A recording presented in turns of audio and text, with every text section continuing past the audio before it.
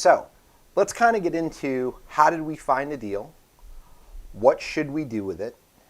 How do we sell it? How do you close it? And then how do you cash a check? So we found this house with direct mail. Right off the bat, we determined this was a good rental.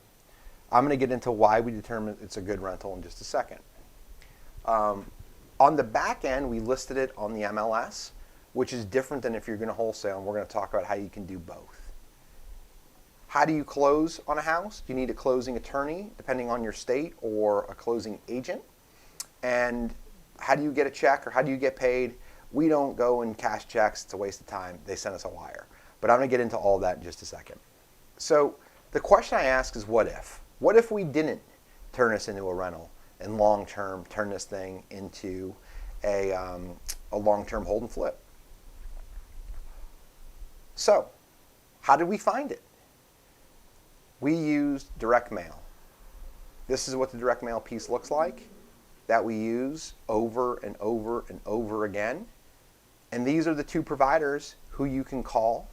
Basically steal this if you'd like. I change a few things because we use one very similar to it and you're going to look just like us.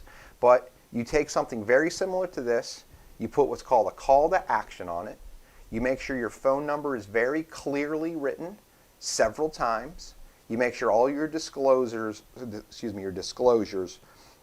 are properly written out. That's the front where the postage and everything goes.